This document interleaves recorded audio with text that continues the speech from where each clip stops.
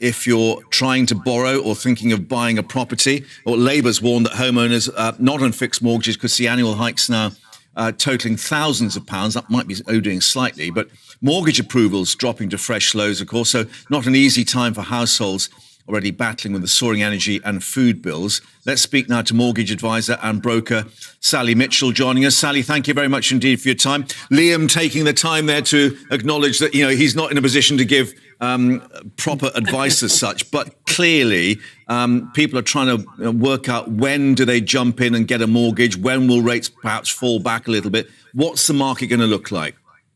Oh, it's so difficult to predict. If we all had crystal balls, well, I probably wouldn't be sitting here talking to you. One thing's for sure, the advice, not to jump in and fix when rates are high is fabulous, but most people don't have the luxury of making that choice. There are 1.8 million people coming off fixed rate mortgages needing to remortgage this year. So for those people, they are stuck between really a rock and a hard place. They either drop onto a standard variable rate with this increase. Obviously, that's going to be much higher than it has been. Or they choose the best rate they can. And the average 2-year fix now is, I've just written it down, at 5.44%. Right, so that's 1.44% above the base rate. That's quite a bit extra on top, isn't it? And that's changed. The important thing is also this isn't a sudden shock. That figure was 2.29 only in November. So we've already seen almost a doubling. And who knows what's going to happen next? And fixed rate will not change immediately, but they will change. And is that because there are fewer products out there on the market that they can afford to actually perhaps push up the premium as they would see it on these products? Well, the way they price their products is really based on swap rates. And we have seen in the last couple of months fixed products actually coming down in price, which has been wonderful to see.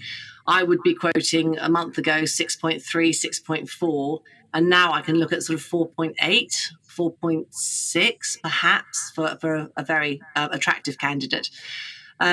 So swap rates are slightly different. They play slightly differently to the Bank of England base rate. If you're on the an SVR, a standard variable rate product, or a tracker product, you will see that affected pretty immediately by the base rate increase.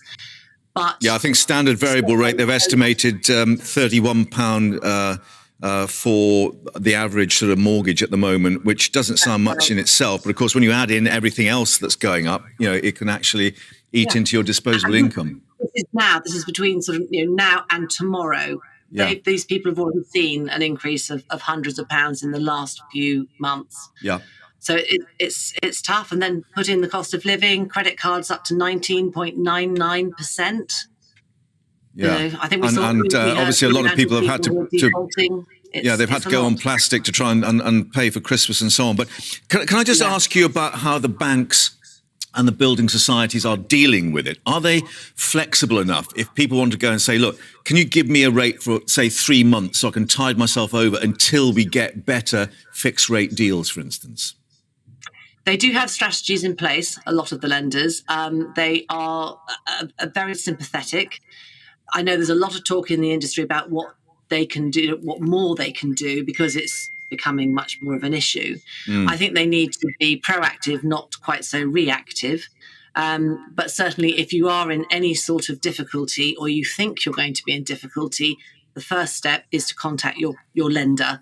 And they will have strategies, perhaps swapping you onto an interest-only rate for a short term or payment holidays. It's important to note, though, that if you do take a payment holiday, it can negatively affect your credit report. So when you come to remortgage, you might find it a little bit more difficult. And of course, remember with interest only, it was the endowment mortgage that was to pay for that, and that itself has sort of went into a bit of a decline with a bad name now. So I guess the thing is, as always, get some expert advice before you jump in the water. Well, I would say that because I'm a broker, but yes, now even more than ever, it's important to get that advice. And interest only, we wouldn't normally suggest it, not No. for a homeowner, non-investor, but sometimes it might be a good short-term option. But a good broker will be able to talk you through all the range of possibilities. We're becoming very imaginative.